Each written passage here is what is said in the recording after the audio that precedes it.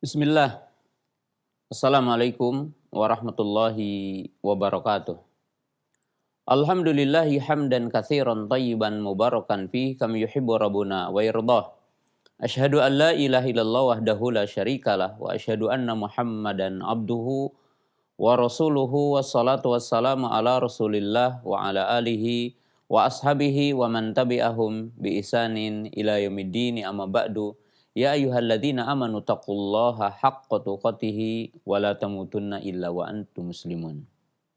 Pemirsa Roja TV yang dimuliakan Allah Subhanahu wa taala dan sahabat Radio Roja di mana saja berada, alhamdulillah pada kesempatan pagi yang berbahagia ini dengan izin dan kudrat dari Allah Subhanahu wa taala kita dapat berjumpa kembali dalam pembahasan akhir dari kitab Umdatul Ahkam. Dan pada kesempatan pagi hari ini adalah merupakan insya Allah berupa materi yang kedua dari pembahasan Kitabul Ahkam, yaitu tentang Kitabul Libas, yaitu pembahasan hadis-hadis seputar tentang batasan-batasan pakaian atau batasan-batasan berpakaian. Pada kesempatan pagi hari ini kita akan membahas secara khusus adalah bawabit al-libas ar-rijal, yaitu batasan-batasan berkaitan dengan pakaian untuk laki-laki. Jadi hari ini kita tidak membahas tentang batasan pakaian untuk perempuan, kita membahas pakaian seputar laki-laki. Telah kita jelaskan pada pertemuan yang telah lalu tentang urgensi pakaian bagi seorang mukmin, artinya urgensi pakaian di dalam Islam.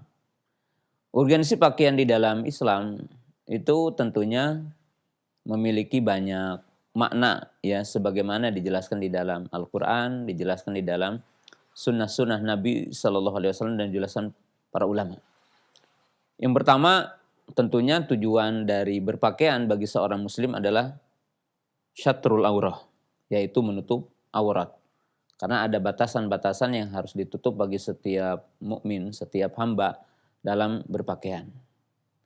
Yaitu dalam ijma ataupun dalam batasan yang paling rajih untuk laki-laki adalah mabaina surati warukbah, yaitu di antara pusar dengan lutut, ya. Kemudian untuk wanita yang ijma, kemudian selainnya adalah terjadi perbedaan para ulama, yaitu jami'u badaniha ila al-wajh wal kafain, yaitu seluruh badannya kecuali wajah dan telapak tangan. Adapun tentang menutup wajah kemudian menutup telapak tangan, maka di sini ada perbedaan. Jadi yang pertama, tujuan di dalam Islam berpakaian adalah untuk menutup aurat. Yang kedua adalah wiqayah, yakni wiqayatul badan minal harri wal burudah wa min kulli syarr. Yaitu tujuan di dalam Islam berpakaian adalah untuk menjaga, yaitu menjaga fisik kita, menjaga badan kita dari mungkin terik matahari, kemudian dari rasa dingin, kemudian dari setiap perkara yang akan melukai ataupun menodai kepada badan kita atau kulit kita. Di dalam Islam ya itu adalah fungsinya, sebagaimana di dalam Al-Quran, ya, Allah Subhanahu wa taala menjadikan ya besi ataupun apa saja ya sebagai alat untuk manusia. Sedangkan yang ketiga adalah atazayyun wa tajammul, yaitu di mana orang adalah untuk berhias, untuk keindahan. Oleh sebab itu tentunya baju adalah untuk keindahan. Untuk keindahan kita sebagai manusia, sebagai seorang muslim, sebagai seorang muslimah. Dan ada batasan-batasan yang harus kita tahu tentunya. Yang harus ada kita tahu. Kemudian tentunya di antara fungsi dari pakaian dalam syariat Islam adalah muru'ah. Yaitu di sini adalah berkaitan dengan al-haya. Yaitu berkaitan dengan menjaga rasa malu. Yang rasa malu itu adalah merupakan bagian dari iman. Karena seorang muslim atau muslimah ketika tersingkap atau terlihat bagian dari auratnya yang mestinya ditutup, maka itu akan rasa malunya akan nampak. Sehingga Nabi Shallallahu Alaihi Wasallam menjelaskan, ini berkaitan dengan rasa malu secara umum, beliau mengatakan al-iman bid'un wasab'una su'batan wal haya'u syu'batun minal iman. Dan iman itu ada 60 atau dalam satu riwayatnya adalah 70 sekian cabang, 60 sekian cabang. Dan salah satunya dari cabang-cabang iman itu adanya rasa malu.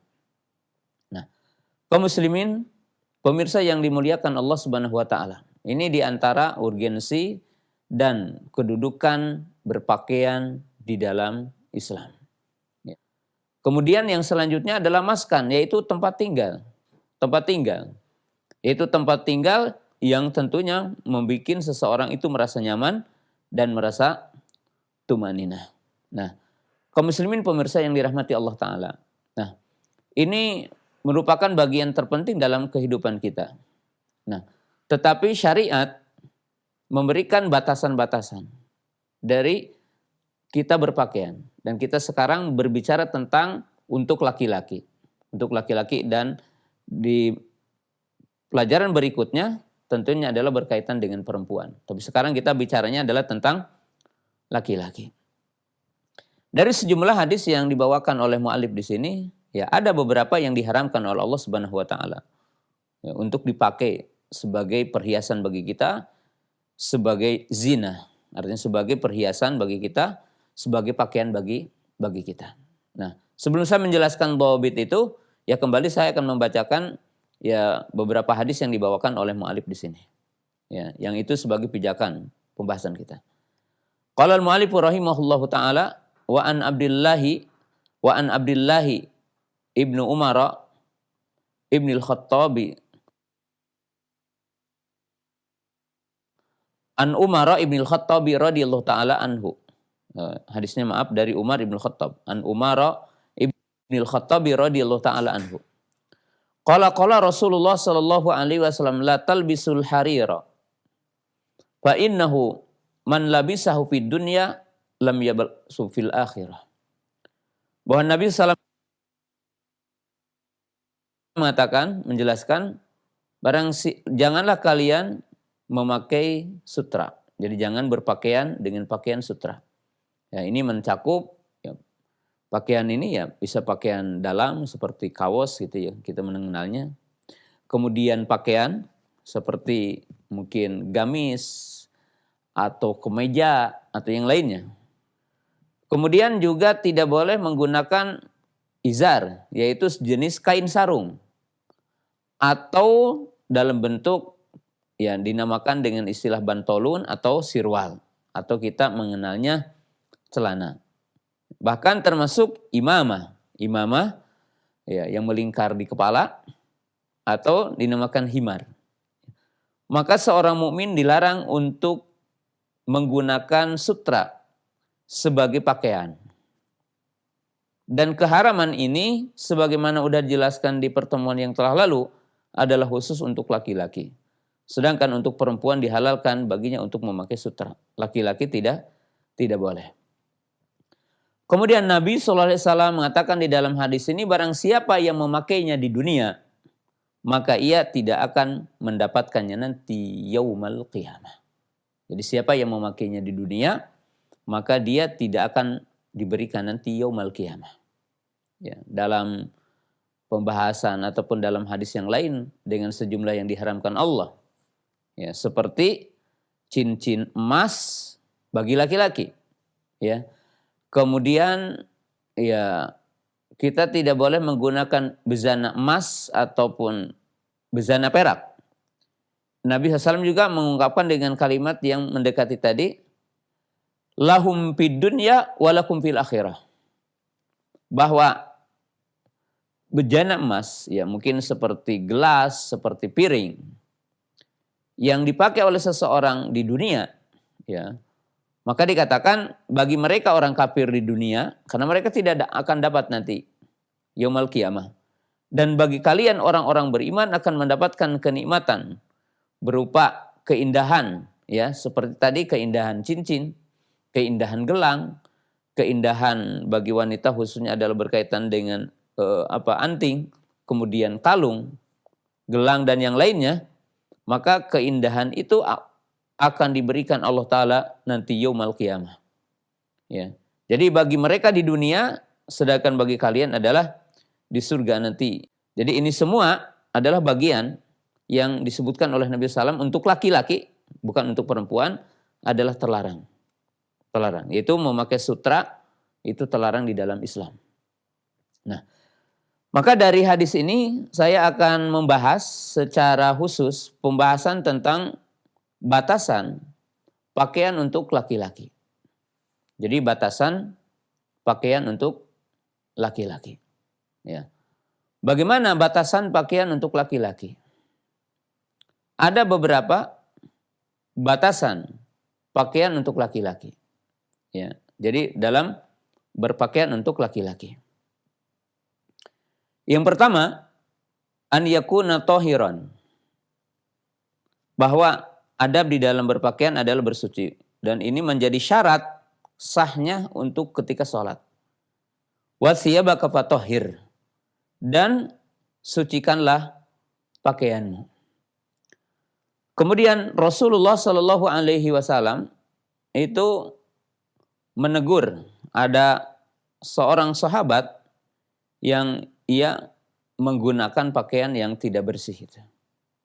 Jadi seorang sahabat ya itu ada yang berkunjung kepada Nabi Shallallahu Alaihi Wasallam ya, dan Nabi Shallallahu Alaihi Wasallam melihat ya, jadi Nabi Shallallahu Alaihi Wasallam melihat pada orang tersebut yaitu wasakh, yaitu dalam bahasa kita kotor ya, artinya tidak bersih ya. Maka Nabi SAW mengatakan, amakana lihada mayagtasilu bihi saubahu. Ya. Atau dikatakan apakah dia tidak memiliki waktu untuk mencuci pakaiannya? Untuk mencuci. Jadi orang mukmin itu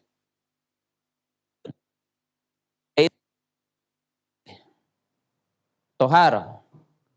Dan tentunya bersih di sini dalam dua makna.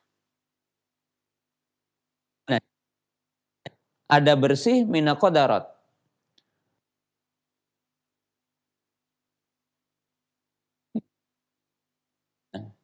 Karena akan berkaitan dengan banyak ibadah. Ya, sholat tidak sah kalau pakaiannya tidak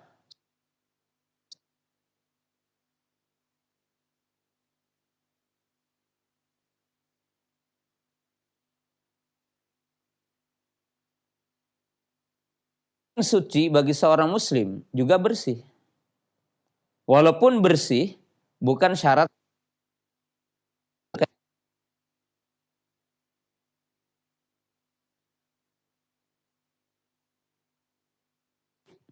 ada yang mustahab ya, ada yang mubah, ada yang makruh, ada yang haram.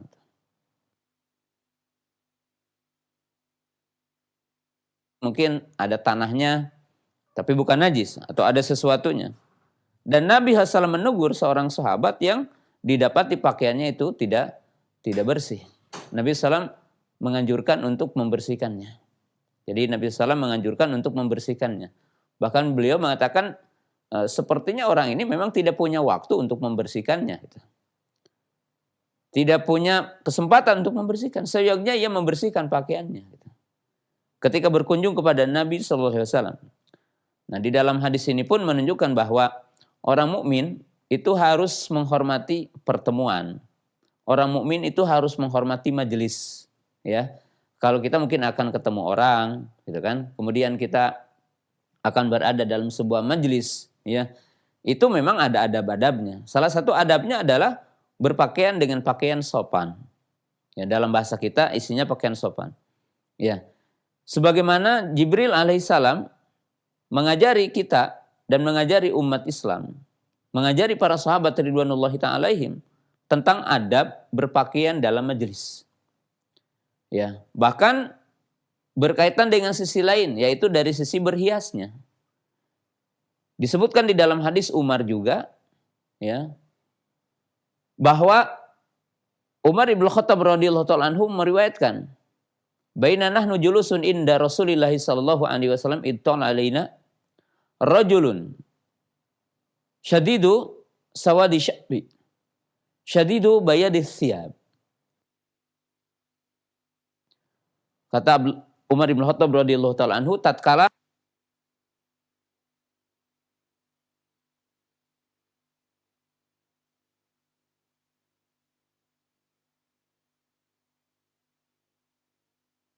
adalah 3 hal.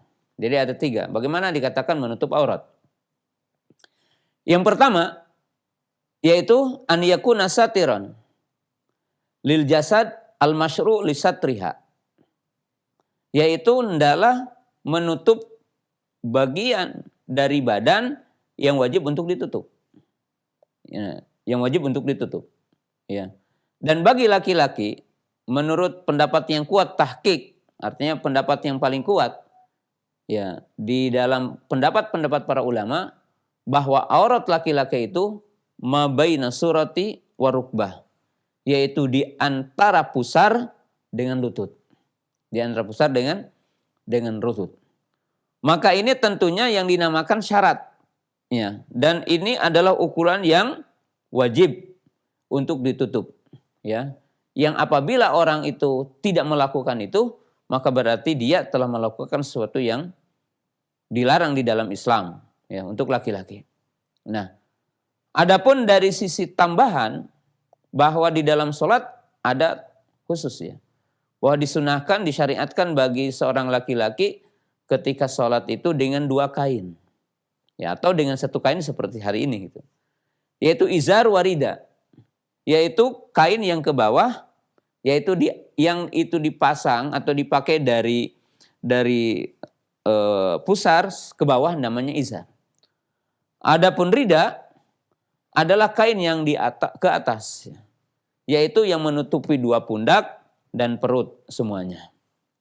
Nah, di dalam sholat, walaupun kita tidak akan membahas panjang lebar berkaitan dengan syarat dalam sholat, maka Nabi SAW mengatakan tidaklah seseorang itu sempurna dalam sholatnya, atau tidak layak, atau tidak akan sempurna sholat seseorang yang apabila dia memiliki 2 kain, pundaknya tidak tertutup.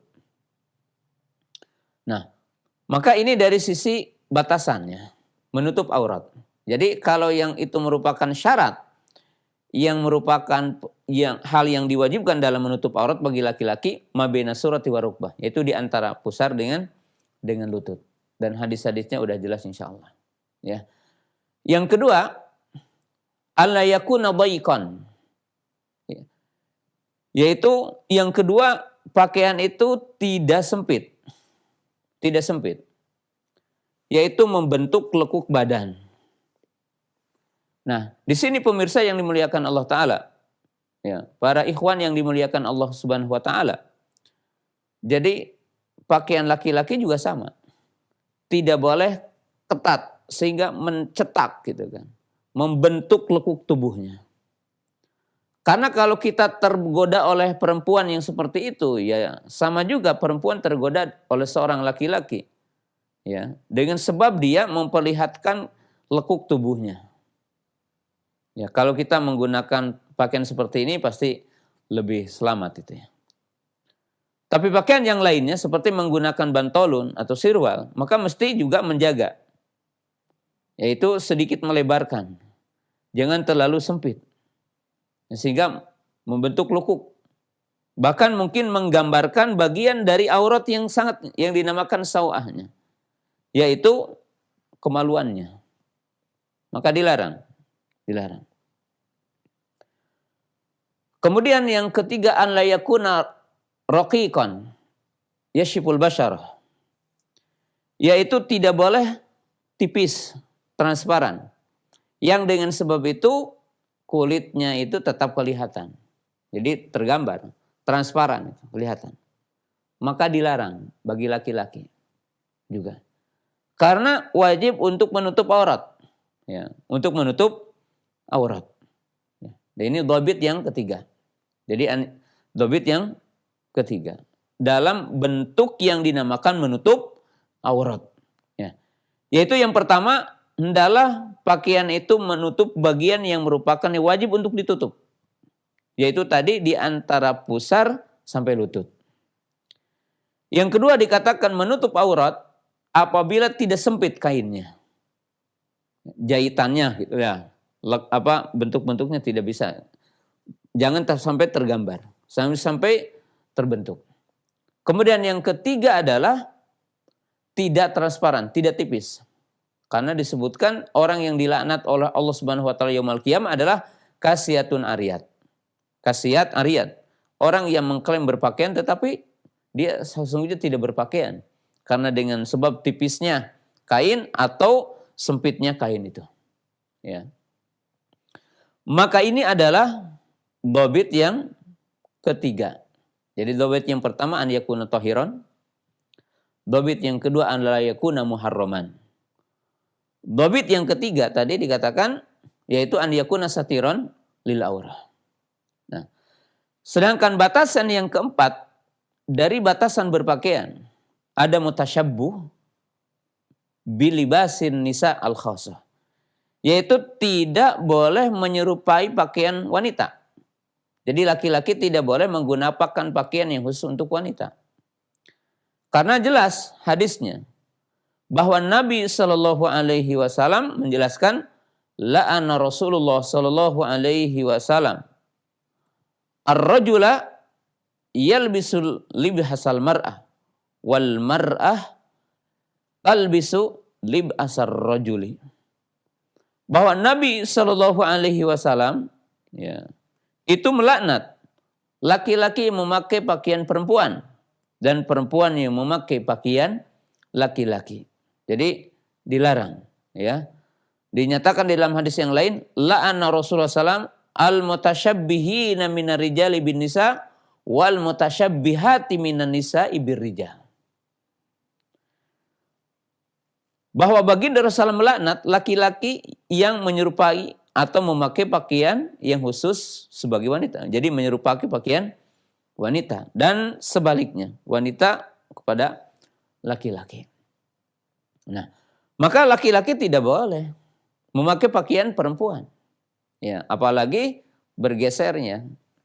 Ya, seperti sekarang mungkin pergeseran ya yang dinamakan dengan orang-orang yang merubah tubuhnya dan sebagainya. Ya, di dalam Islam, oleh sebab itu sejak awal Islam itu melarang laki-laki memakai pakaian khusus perempuan dan perempuan memakai pakaian khusus untuk laki-laki. Terlarang di dalam Islam. Dan ini adalah bagian dhabitnya. Batasan-batasan dalam berpakaian. Nah, sedangkan dhabit yang berikutnya, artinya batasan yang berikutnya tentang pakaian laki-laki adalah adamu at-tasyabuh bilibasil kufar. Yaitu tidak menyerupai pakaian orang-orang kafir secara khusus. Yang merupakan syiar mereka. Yang merupakan kekhususan dan syiar-syiar mereka. Dengan dalil umum, man tasabbaha biqaumin fahuwa minhum. Jadi siapa yang menyerupai satu kaum, maka ia akan masuk di antara mereka. Ya, jadi pakaian-pakaian yang di sana merupakan ciri khusus orang-orang kafir. Ya, jadi ciri khusus orang-orang kafir, tidak boleh. Nah, karena orang mukmin dilarang untuk tasyabuh menyerupai orang kafir. Ya, dalam berbagai hal, dalam akidah, dalam bermuamalah, akhlak, ya termasuk dalam berpakaian. Dalam berpakaian kita dilarang untuk mengikuti ya ahlul kitab. Ya. Orang-orang ya yang kafir, orang-orang yang durhaka kepada Allah Subhanahu wa taala. Jadi ini batasannya ya, tidak boleh menyerupai pakaian orang kafir. Kemudian di antara batasan dalam berpakaian ya, sehingga pakaian itu menjadi bagian dari ibadah bagi setiap mukmin ya, yaitu alla yakuna libasa syuhrah. Yani ayyakuna alla yakuna libasu syuhrah. Tidak boleh pakaiannya itu pakaian syuhrah. Ya. Pakaian syuhrah adalah pakaian yang menyelisih kaum. Tapi tentunya ada dhawabitnya di sini, bukan menyelisih kaum karena kaumnya itu keliru gitu. Ya, kalau orang itu memakai pakaian yang menutup aurat seperti umpamanya di suatu daerah tidak berjilbab, wanitanya berubah. Enggak, bukan itu. Tetapi kaum muslimin pemirsa yang dirahmati Allah Ta'ala adalah pakaian yang dengan sebabnya iltifat manusia kepadanya. Iltifat itu ya menganggap aneh dengan sebabnya. Ya. Yang tentunya memiliki tujuan, yaitu untuk apa? Untuk syuhrah. Li ajri riya. Li ajli mahilah. Karena tujuannya kesombongan. Tujuannya untuk menyelisihkan dirinya dengan orang yang lain. Ya. Di mana Nabi SAW melarang kepada salah seorang di antara kita untuk memakai pakaian syuhrah. Nabi SAW mengatakan, man labisa thawba syuhratin fid dunya albasahullahu thawba mudillati yaumal qiyamah. Thumma ulhiba fihin nara. Nabi SAW mengatakan, barang siapa yang memakai pakaian syuhrah di dunia, maka Allah Subhanahu wa taala akan memberikan kepadanya pakaian kehinaan nanti yaumal qiyamah. Maka libas syuhrah yaitu libas yang nyeleneh dari kaumnya. Di dalam hadis ini menunjukkan ada tujuan. Tujuannya adalah yang dinamakan tarafuh, takabbur, yaitu untuk kesombongan, untuk menandakan dirinya adalah beda kasta umpamanya, beda dengan kaumnya. Bahkan libas syuhrah ini tidak mesti adalah pakaian mewah umpamanya, atau pakaian yang sangat wah. Tetapi lebih syuhrah termasuk juga pakaian robek. Jadi pakaian robek. Dengan tujuan orang itu ingin berbeda dengan kaumnya. Bahkan dia ingin dianggap bahwa dianya adalah orang zuhud, orang yang banyak harta tapi tidak ingin berpakaian yang indah. Maka itu tetap dinamakan libas syuhrah. Libas syuhrah. Ya. Dan itu adalah bagian yang sangat penting tentang pakaian. Jadi bagian penting yang berkaitan dengan pakaian. Ya. Ini batasannya. Ya. Kemudian batasan yang terakhir, batasan pakaian untuk laki-laki. Jadi seorang laki-laki tentunya ketika berpakaian, dia memiliki batasan ini. Batasan yang terakhir ini dikatakan oleh para ulama bahwa dalam berpakaian ala yakuna isyrafan wa takabburan. Ya. Yani min duni israfin wala makhilah. Bahwa di dalam berpakaian ada satu poin yang sangat penting. Ada batasan yang sangat penting dari semuanya. Jadi di dalam kaidah yang terakhir ini dalam berpakaian, dalam arti silahkan kita berpakaian, silahkan kita berhias. Ya. Tetapi ada dhabit yang sangat agung, yaitu tidak berlebih-lebihan, israf. Dalam arti terlalu di luar kebutuhan, hajat, gulu, dan tidak dalam bentuk makhilah. Apa itu makhilah? Khuyala, yaitu dengan tujuan riya dan kesombongan. Oleh sebab itu baginda Rasulullah menjelaskan, kulu washrabu watasaddaku walbasu min ghairi israfin wala makhilah. Baginda Rasulullah mengatakan, makanlah, minumlah, dan bersedekahlah, dan berpakaianlah dengan tanpa berlebih-lebihan dan dengan tanpa kesombongan, dengan tanpa riya. Kita telah menjelaskan dibolehkan bagi seseorang memilih pakaian yang terbaik, bahkan mungkin pakaian yang dianggap mahal. Baik dalam bentuk kain atau tempat tinggal atau dalam bentuk kendaraan. Tapi syaratnya tidak boleh dengan tujuan kesombongan, riya. Tidak boleh melampaui melampaui batas. Jadi tidak boleh melampaui batas. Nah, ini batasan-batasan bagi laki-laki untuk berpakaian. Jadi batasan bagi laki-laki berpakaian. Nah, ini adalah batasannya. Batasannya. Yaitu yang dinamakan rambu-rambunya. Rambu-rambu dalam berpakaian bagi seorang laki-laki. Nah, kaum muslimin, pemirsa yang dimuliakan Allah Subhanahu wa taala. Jadi ini adalah apa yang dianjurkan oleh Nabi SAW atau batasan-batasan yang dibolehkan oleh Nabi SAW untuk dalam berpakaian. Jadi tadi poin-poin sangat penting. Ya. Pertama, suci, ya. Atau dalam tambahannya adalah bersih dalam berpakaian itu. Kemudian yang kedua, ya, tidak termasuk pakaian yang di situ adalah haram, zatnya, kemudian sifatnya. Kemudian sifatnya. Ya. Kemudian tidak, yaitu menutup aurat ya. Tadi menutup aurat. Menutup aurat. Tidak menyerupai laki-laki untuk perempuan. Dan tentunya untuk kita dalam bahasan ini tidak boleh menyerupai perempuan. Tidak boleh yang tasyabuh dengan orang kafir. Yang tasyabuh dengan orang kafir. Yaitu pakaian yang khusus untuk orang kafir. Yang merupakan syiar mereka. Yang merupakan simbol-simbol mereka. Ya.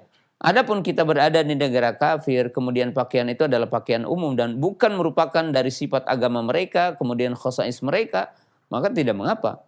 Orang berpakaian sama dengan pakaian orang kafir.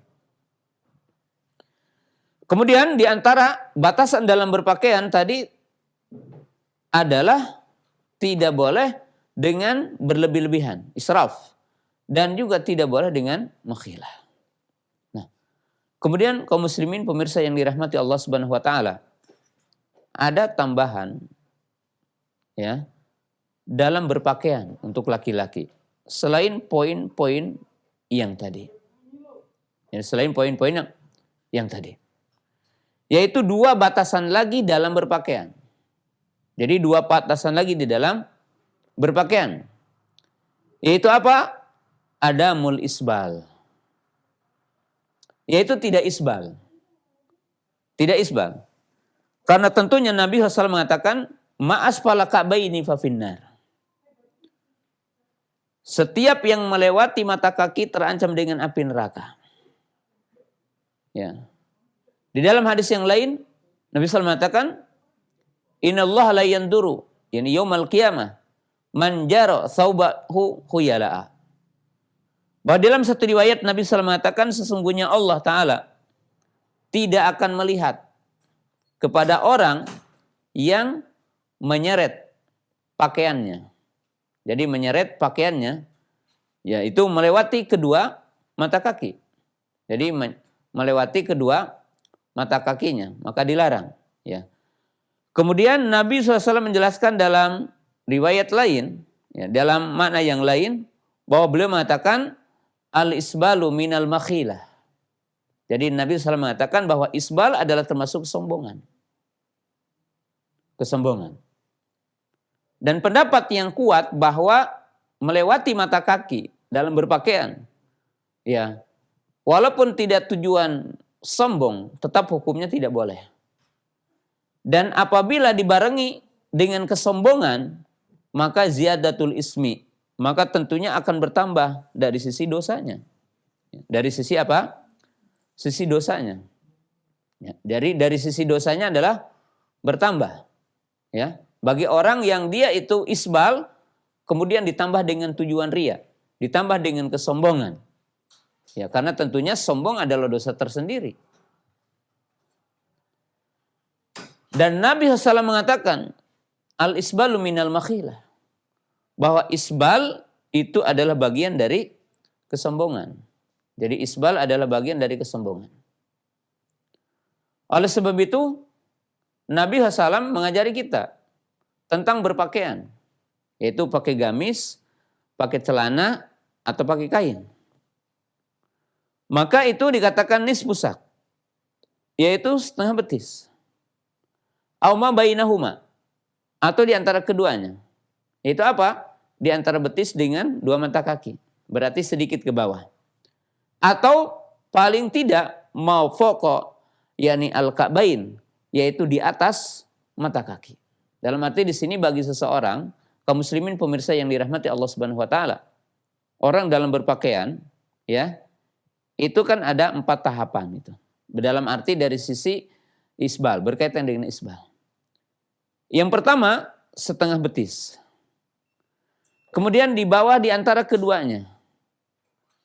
Kalau tidak, maka berada di atas kedua mata kakinya.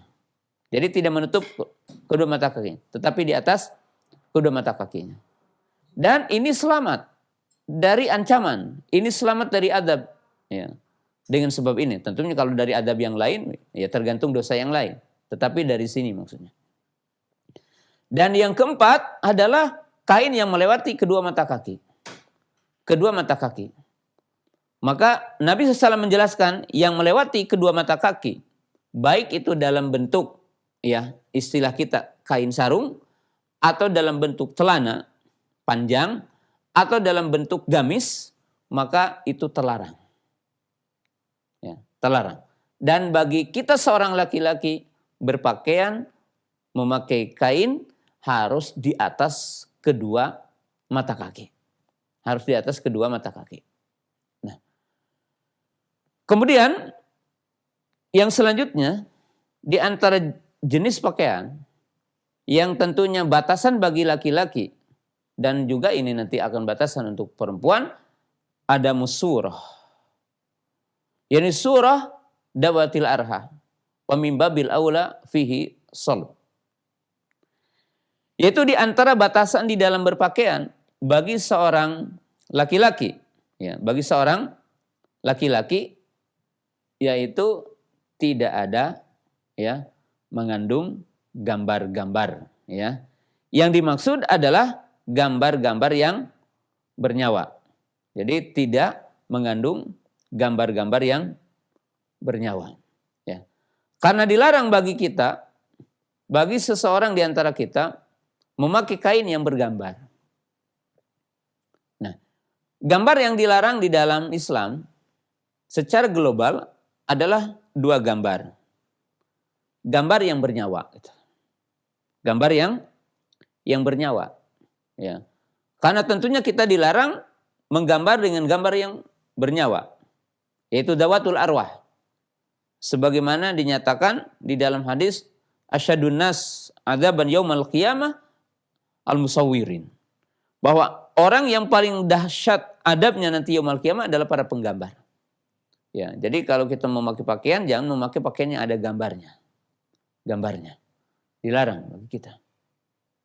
Ya, mungkin kalau sekarang ya gambar-gambar manusia bahkan khusus, ya. Kemudian tidak boleh secara otomatis, bahkan ini lebih dahsyat, yaitu yang bisa tentunya ini akrabila kufrin, bahkan itu bisa kufur gitu kan, jelas. Yaitu memakai baju yang ada salibnya. Yang ada salibnya. Yang merupakan syiar orang-orang non-muslim. Ya, kalau orang muslim pemuda umpamanya memakai kalung yang itu adalah kalung ada salibnya atau salib, maka terlarang dalam Islam. Tidak boleh. Tidak boleh. Ini adalah tambahannya. Tambahan. Nah, kaum muslimin pemirsa yang dimuliakan Allah Subhanahu wa taala. Nah, ini batasan-batasannya. Ya. Ini rambu-rambu dalam berpakaian. Jika kita telah melaksanakan rambu-rambu ini, artinya berupa batasan-batasan ini, maka kaum muslimin pemirsa yang dimuliakan Allah Subhanahu wa taala, ya, berarti kita telah melaksanakan syariat. Dan tentunya kita melaksanakan bagian-bagian dari sunnah dalam berpakaian. Nanti kita akan bahas beberapa adab secara umum tentang berpakaian, seperti berdoa sebelum memakainya, ya.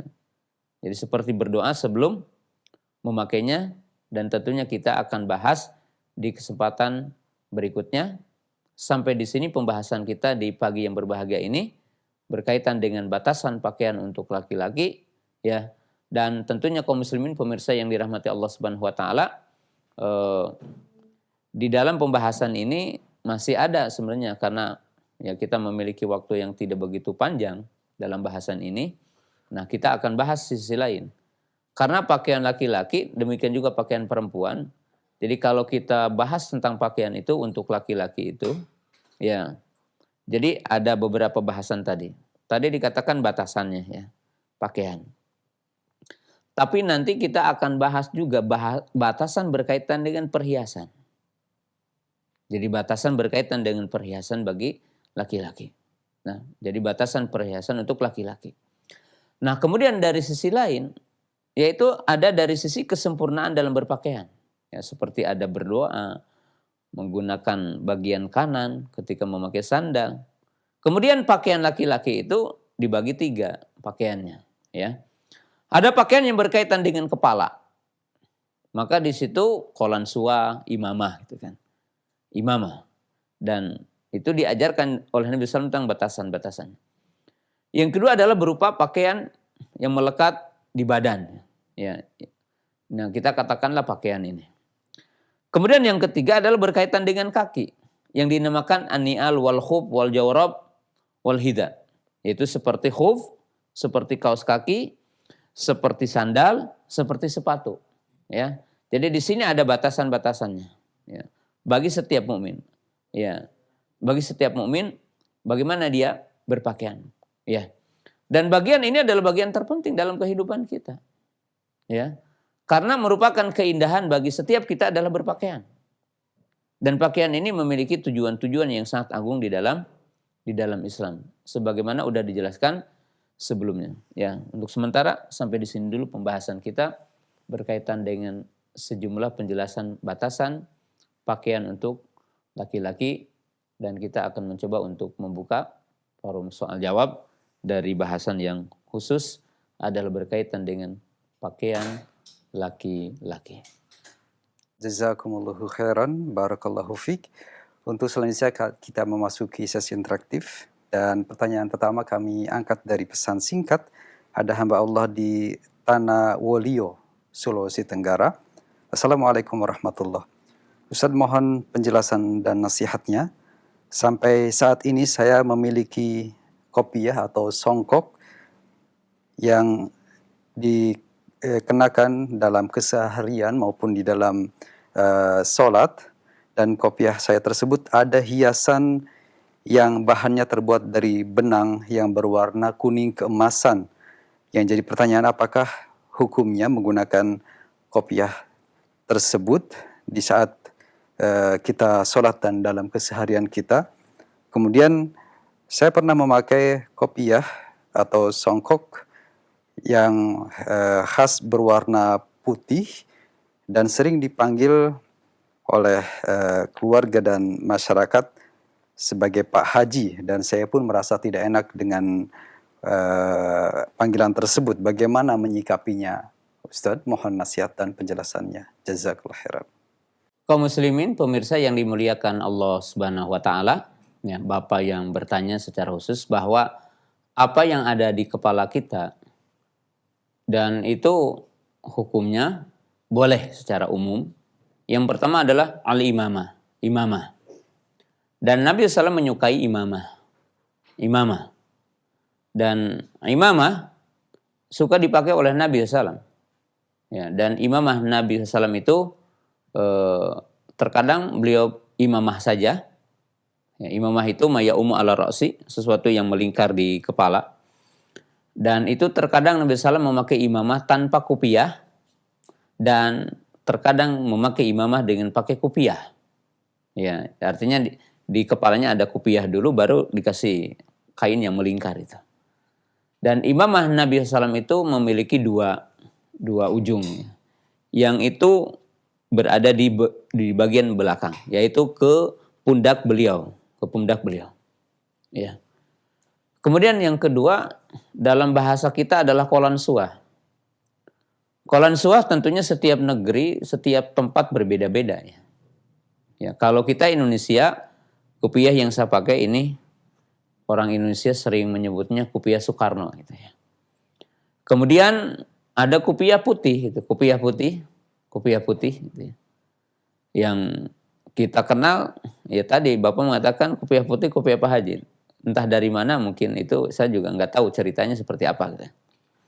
Ada sejenis burnus ya, itu kopiah yang muncung ya, biasanya ini orang-orang Maghoribah ya, seperti orang-orang Maroko dan sekitarnya ya, orang-orang Maroko sekitarnya, orang-orang Mesir, orang-orang Palestina gitu ya.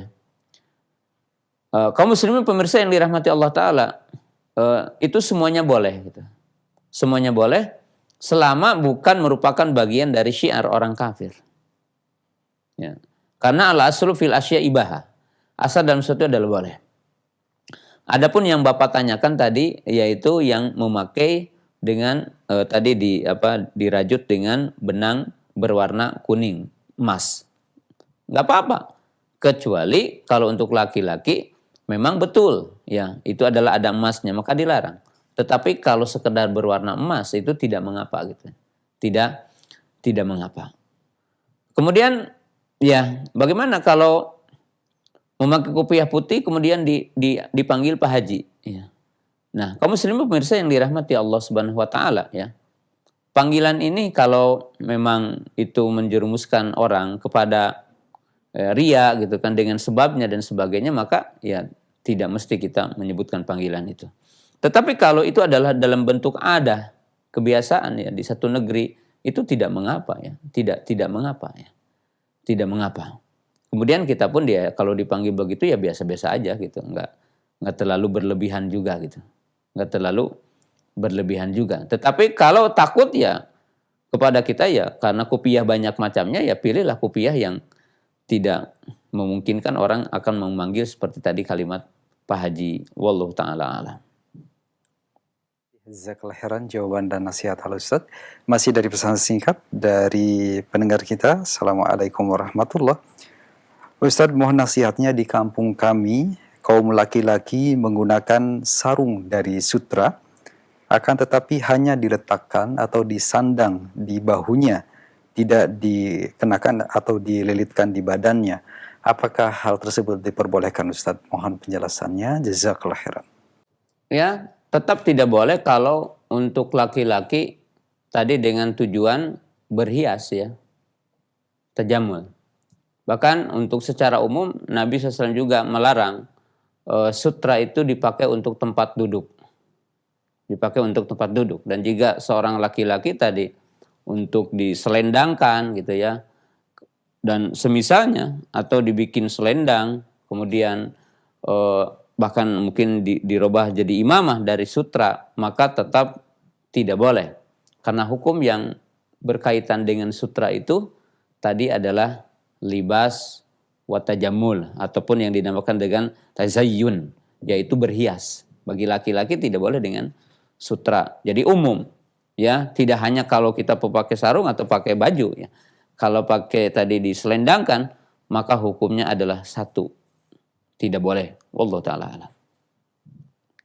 Jazakallah khairan jawaban dan nasihat al-Ustadz. Setelah dari dua penanya via pesan singkat, kami undang Anda untuk bertanya via telepon. Silahkan kami buka. Assalamualaikum warahmatullahi wabarakatuh. Waalaikumsalam warahmatullahi wabarakatuh. Silahkan, dengan siapa, dari mana Bapak? Ya, saya Andi, Gagi di Jakarta. Silahkan Pak Andi. Ingin bertanya Ustadz, kalau untuk yang pakaian isbal, celana isbal gitu Ustadz, apakah ada rusohnya? Misalnya seperti olahraga. Terkadang celana sweater tuh yang model jogger yang ada karet di bawah itu suka turun ke bawah melebihi mata kaki Ustadz. Ya. Terima kasih Ustadz. Assalamualaikum warahmatullahi wabarakatuh. Waalaikumsalam warahmatullahi wabarakatuh. Terima kasih Pak Andri. Silahkan Ustadz. Kaum muslimin pemirsa yang dirahmati Allah Ta'ala, rukhsah. Ya, pertama tentunya kaidah rukhsah gitu ya. Jelas ya bahwa tentang pakaian isbal tidak ada rukhsah gitu. Dalam arti rukhsahnya tadi untuk bermain atau tadi untuk jogging atau untuk lari. Ya, untuk lari. Itu tidak ada pengecualian itu. Tidak ada pengecualian. Kecuali pengecualian itu orang tanpa sengaja. seperti umpamanya tiba-tiba melorot gitu. Karena ya mungkin kainnya itu kegedean, itunya apa, bundaran ke perutnya gitu ya. Kemudian tiba-tiba melorot tanpa disengaja. Maka itu seperti kisah seorang sahabat di antara mereka. Ada yang pernah seperti itu. Tapi berkaitan dengan tadi ya memakai pakaian ya dengan dikatakan rusuh ketika berolahraga ya tidak ada. Tidak ada rusuh. Yang kedua perlu dijelaskan bahwa rukhsah di dalam Islam dari perkara yang tadinya wajib menjadi tidak wajib umpamanya, dari perkara yang tadinya haram kemudian sementara tidak haram karena ada penghalang. Maka penghalang itu dobitnya juga hajah gitu. Atau dobitnya adalah berkaitan dengan dorurah gitu, dorurah. Jadi kaum muslimin pemirsa yang dirahmati Allah Ta'ala dan akh yang bertanya tadi secara khusus, kita lihat dulu syariat ya. Syariat itu kan ada yang hukumnya tadinya wajib, kemudian karena adanya penghalang yang dinamakan penghalang syar'i itu turun itu kan. Dari wajib menjadi mustahab umpamanya. Atau bahkan tidak wajib itu. Tidak wajib. Ya seperti orang itu sakit tidak wajib sholat berjamaah. Kenapa? Karena hukum asal bagi orang menjaga jiwa gitu. Jangan sampai orang mati pergi ke masjid itu dengan sebabnya. Nah, kemudian ketika orang itu ingin qada hajat, kemudian telah dikumandangkan iqamah, maka tunaikan dulu qada hajat. Baru dia nanti berangkat sholat berjamaah. Berjamaah. Nah, tapi kalau kita tanya tadi, olahraga dorurah hajiyah gitu. Sampai memberikan rukhsah untuk tidak isbal gitu. Boleh isbal gitu. Nah, itu tidak mungkin gitu. Karena bukan satu perkara dorurah jiwa gitu. Kalau tadi nanti antum punya apakah memang kalau lari itu harus kainnya ke bawah gitu. Kalau tidak ke bawah akan terjadi sesuatu kan enggak gitu kan. Maka sama sekali itu tidak berkaitan dengan adanya rukhsah. Adanya rukhsah. Karena dalam kaidah-kaidah syar'i, rukhsah itu dari perkara yang wajib menjadi tidak atau dari perkara yang haram ada izin sementara dalam syariat. Itu kalau perkaranya juga berkaitan dengan dorurah. Ya, contoh yang sederhana ya, kita berikan contoh kalau sekarang kisah virus corona itu benar gitu. Ya, kemudian bahayanya itu seperti apa yang diberitakan kan gitu. Maka ketika orang itu tidak berjamaah tidak mengapa. Kalau betul seperti apa yang diceritakan itu. Kenapa? Karena menjaga jiwa wajib bagi setiap mukmin. Menjaga jiwa manusia wajib. Ya. Maka Allah memberikan rukhsah. Kita bisa sholat di rumah kan gitu. Tapi bukan seperti tadi gitu. Karena jogging bukan dorurah gitu. Dan juga tidak berbahaya orang itu jogging ataupun lari dengan kain di atas mata kaki. Tidak ada hubungannya bahkan itu. Wallahu ta'ala alam. Jawaban dan nasihat Al-Ustaz. Masih dari penelpon kami coba sapa kembali yang kedua. Assalamualaikum. Waalaikumsalam warahmatullahi wabarakatuh. Silakan dengan siapa dari mana Bapak? Dengan Bapak Iswadi dari Pekanbaru, Pak. Silakan Pak Iswadi pertanyaannya. Ini Pak, yang mau saya tanyakan Pak, masalah sholat ini Pak. Iya Pak. Masalah sholat. Sekarang kan ini anak saya perempuan, istri saya, anak saya 3 perempuan. Ya waktu sholat berjemaah itu Pak, saya sendiri yang qomat, saya sendiri imamnya bagaimana Pak? Bapak jauh dari masjid kaum muslimin barangkali? Ya dibilang jauh, kira-kira 1 kilo lah Pak. Oh begitu. Jadi saya kan di rumah sholatnya. Barangkali ada darurat atau ada halangan syar'i barangkali Bapak tidak ke masjid? Dan misalnya kadang-kadang kan gini Pak, waktu saya kan supir. Nah, saya sekali pulang. Jadi kalau saya pulang kadang-kadang kawan ayo berangkat. oh tunggu sholat dulu, saya di rumah sholat itu aja Pak. Tapi saya yang komat, langsung saya yang imam. Iya. Bagaimana itu Pak? Baik Bapak. Barakallahu fiik. Terima kasih interaksinya. Jazakallah khairan. Silakan Ustaz, barangkali ada tanggapan dan ulasan dari pertanyaan yang disampaikan Bapak tadi. Masya Allah. Bapak yang dimuliakan Allah Subhanahu wa Ta'ala, dan semoga semua para pemirsa pendengar dimuliakan oleh Allah Subhanahu wa Ta'ala. Berkaitan dengan sholat berjamaah. Sholat berjamaah menurut pendapat yang kuat adalah wajib bagi seorang laki-laki. Jadi bagi seorang laki-laki, sholat berjamaah adalah wajib. Ukuran wajib bagi setiap mukmin untuk sholat berjamaah adalah mendengar seruan adzan. Jadi tidak berkaitan dengan mungkin 1 kilo atau apa, enggak ya. Karena Nabi SAW mengatakan, man sami'an nida'a walam yati ilaihi fala salata lahu illa min udrin. Nabi SAW mengatakan barang siapa yang mendengar seruan, panggilan, suara adzan dan dia tidak mendatanginya, maka tidak ada sholat baginya kecuali kalau ada udzur. Hadis ini menunjukkan kaum muslimin pemirsa yang dirahmati Allah Ta'ala bahwa sholat berjamaah adalah wajib. Bahkan Ibnu Hazm rahimahullahu ta'ala itu pendapatnya lebih keras. Beliau mengatakan al-jamaah syartun lisihati sholat. Bahkan Ibnu Hazm rahimahullahu ta'ala berpendapat mendatangi sholat berjamaah itu syarat sahnya sholat itu. Karena dengan nas yang tadi. Tetapi jumhur ulama berpendapat bahwa sholat berjamaah adalah hukumnya wajib. Tidak sampai kepada derajat yang dikatakan syarat. Ya. Jadi bagi bapak mestinya datang ke masjid kalau mendengar suara adzan. Jadi kaum muslimin pemirsa yang dimuliakan Allah Subhanahu wa Ta'ala. Jadi saya ulangi lagi ya. Adzan itu ada 3 sisi yang harus diperhatikan. Karena ini berkaitan dengan sangat penting tadi dari pertanyaan tentang sholat berjamaah. Tapi saya ingin mengingatkan tentang adzan. Ya.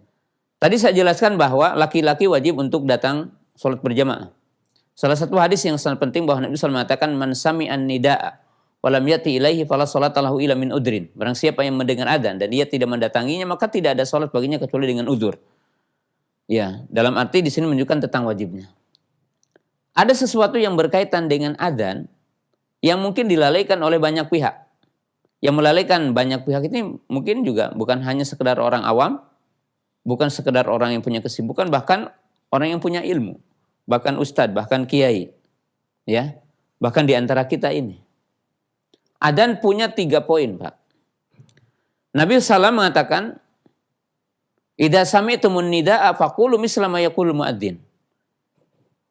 Jika kalian mendengar adzan, maka katakanlah seperti apa yang dikatakan oleh muadzin. Oleh sebab itu kaum muslimin pemirsa yang dirahmati Allah Ta'ala, semua orang yang punya kesibukan, maka berhentilah ketika adzan itu berkumandang. Ketika Anda di pasar, ketika Anda di kebun, ketika kita itu sedang taklim, ketika kita itu sedang mengajar, maka berhentikanlah dari semua aktivitas kita untuk mendengar adzan. Berhenti semua. Ya. Yang kedua, Nabi SAW mengatakan, man sami'an nida'a thumma yaqulu Allahumma rabba hadhihi da'wati tama wa salatil qa'imah ati Muhammadil wasilah wal fadilah wa ba'athu maqama mahmuda alahdi wa adda halat lahu syafa'ah. Siapa yang mendengar adzan dan mengulangi ucapan muadzin seperti apa yang dikatakannya, kemudian berzikir dengan zikir ini, maka dia layak untuk mendapatkan syafaat. Maka jamaah yang dimuliakan Allah Ta'ala, pemirsa yang dimuliakan Allah Ta'ala, para pendengar di mana saja berada, yang dimuliakan Allah Subhanahu wa Ta'ala, jangan lalaikan dari zikir ini. Karena zikir ini salah satu di antara sebab kita akan mendapatkan syafaat ketika matahari mendekat 1 mil nanti yaumul qiyamah. Yaumul karab, ketika di hari betul-betul kesulitan. Yang ketiga, adzan itu adalah merupakan syiar Islam.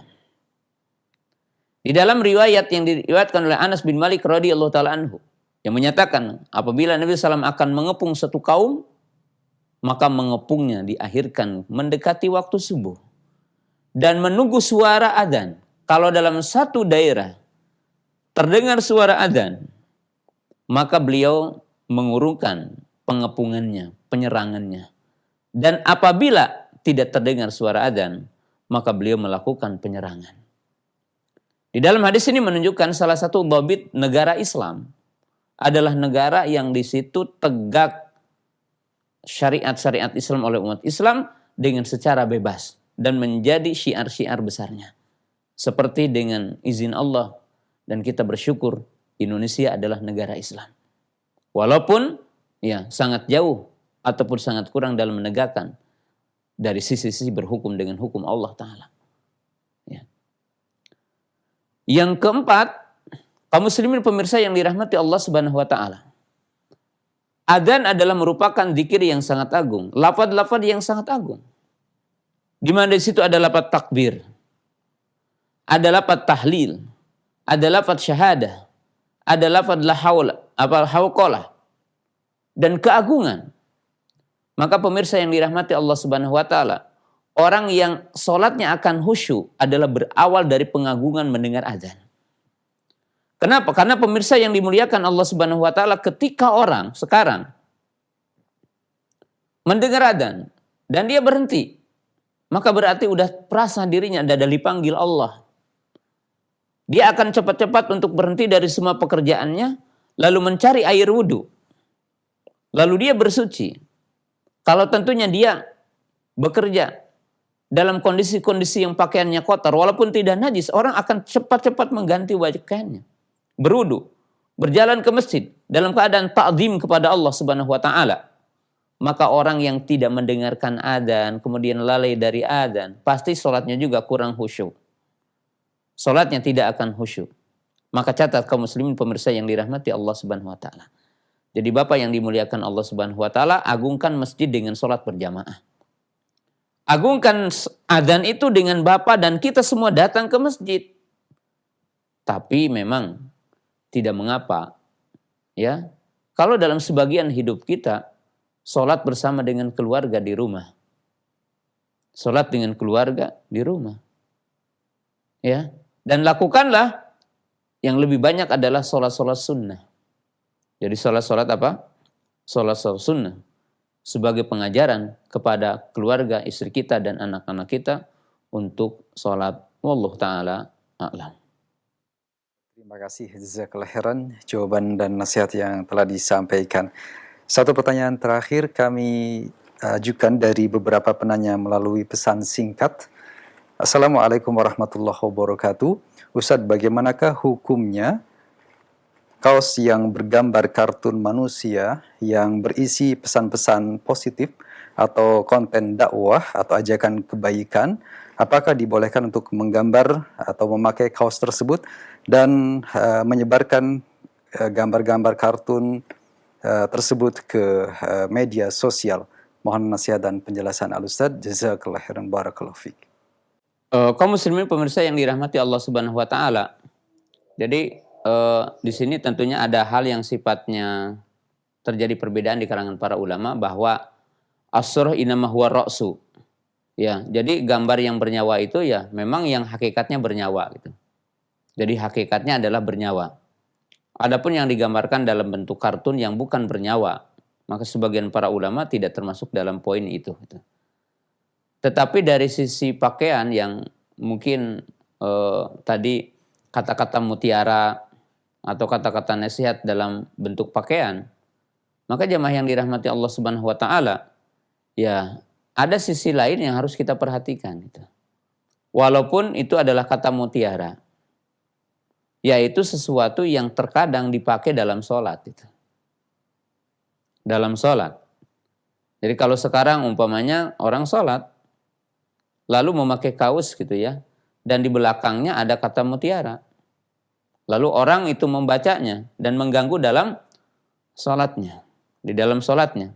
Nah, Maka kaum muslimin pemirsa yang dirahmati Allah Subhanahu wa taala, sesuatu yang mubah kemudian akan mengantarkan kepada sesuatu yang dilarang itu tidak boleh. Maka ada kaidah, walaupun ini bukan kaidah dalam setiap perkara harus boleh menggunakan kaidah ini, yaitu al-wasilah fi hukmil goyah.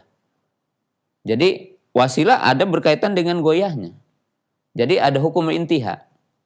Dalam arti ada yang perkara itu baik, tetapi eksesnya tidak baik, ya tidak baik gitu. Tidak boleh gitu. Ya, dan para ulama mengambil beberapa kaidah penting, ya, seperti kisah Nabi Sulaiman dengan semut gitu. Semut. Ya. Bahwa semut-semut menyuruh kepada seluruh pasukannya untuk masuk ke lubang.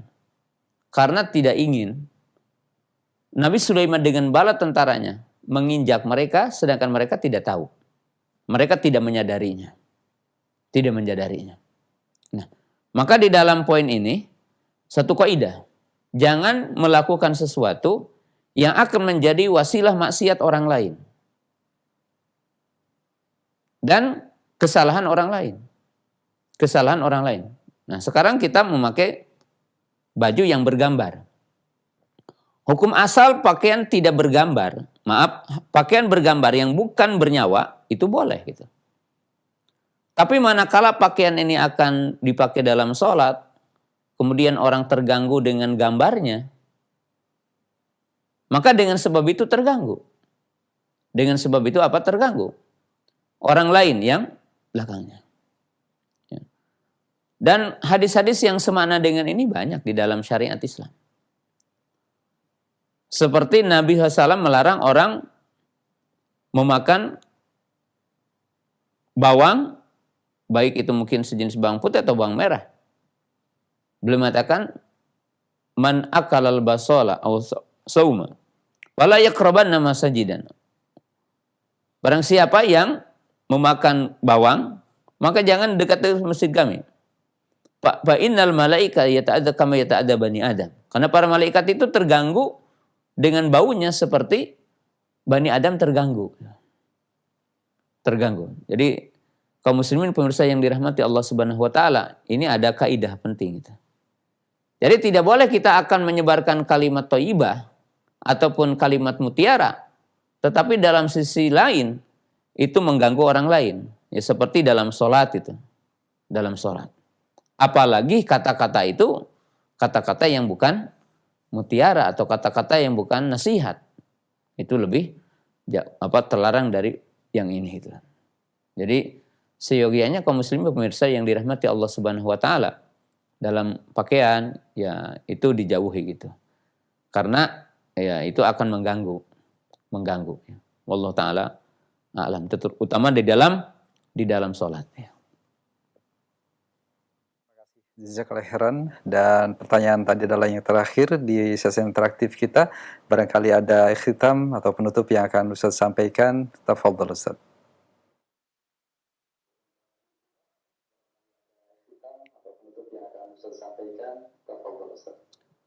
Kaum muslimin pemirsa yang dimuliakan Allah Subhanahu wa taala, yang kita bahas dari bab berpakaian ini adalah berkaitan dengan batasan-batasan pakaian laki-laki. Nah, insya Allah kita akan membahas dalam pertemuan yang selanjutnya, yaitu pada pekan berikutnya, kita akan bahas tentang batasan pakaian perempuan. Bagaimana syarat-syaratnya, ya artinya batasan-batasannya, kita akan bahas di pertemuan yang akan datang. Dan tentunya nasihat bagi kita semua, bahwa bagi kita semua adalah wajib untuk mengetahui tentang bagaimana cara berpakaian.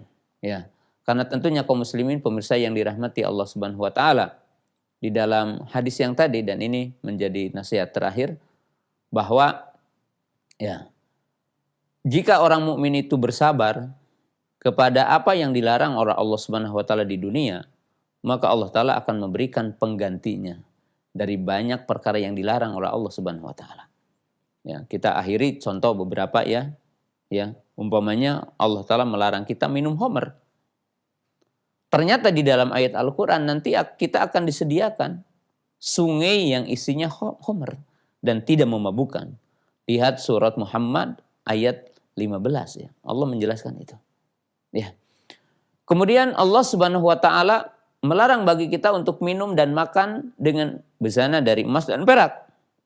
Ternyata nanti ada surga yang terbuat ornamennya, perkakasnya dari emas ya. Sebagaimana dinyatakan di dalam hadis-hadis yang sahih. Ya. Maka barang siapa yang hari ini sabar, tidak menggunakan gelas atau piring dari emas, maka Allah akan menggantinya. Nanti yaumal qiyamah. Ya. Demikian juga ya. Di sini sutra untuk laki-laki, perempuan boleh pakai sutra sebagaimana kita akan jelaskan di pekan depan bahwa barang siapa yang tidak memakai sutra di dunia hari ini, maka Allah Subhanahu wa taala akan menyediakan bagi mereka, bagi kita semua yang beriman adalah sutra di yaumul qiyamah. Maka bersabarlah dari setiap perkara yang dilarang Allah, diharamkan Allah, maka Allah akan menggantinya yang lebih baik nanti yaumul qiyamah. Bahkan kaum muslimin pemirsa yang dirahmati Allah Subhanahu wa taala, barang siapa yang sabar dengan semua ujian dunia, maka Allah Subhanahu wa taala akan memberikan keleluasaan nanti yaumul qiyamah dari setiap apa yang kita dapatkan kesulitan di dunia ini. Sebagai kalimat terakhir Nabi SAW mengatakan bahwa al-jannatu tahta dilali suyub. Bahwa surga itu di bawah kilatan pedang. Dan Nabi SAW mengatakan dalam sebuah hadis yang agung, beliau mengatakan bahwa tidaklah seseorang di dunia ini menetes darahnya karena merupakan goresan panah, anak panah atau goresan ujung pedang. Maka nanti yaumul qiyamah Allah Subhanahu wa taala akan membangkitkan seseorang tersebut dengan seperti dia luka, dengan darah yang wanginya akan seperti minyak ataupun melebihi dari minyak kasturi. Maka bersabarlah atas setiap ujian Allah. Allah akan menggantinya dengan yang lebih baik nanti yaumul qiyamah. Terima kasih kepada seluruh kru dari Roja TV dan secara khusus Fawaz yang menemani di pagi yang berbahagia ini, dan kepada seluruh kru yang ada di sini di Tasikmalaya. Demikian juga kepada seluruh para pendengar, pemirsa yang dimuliakan Allah Subhanahu wa taala. Wa akhiru da'wana anil hamdulillahirabbil alamin. Assalamualaikum warahmatullahi wabarakatuh.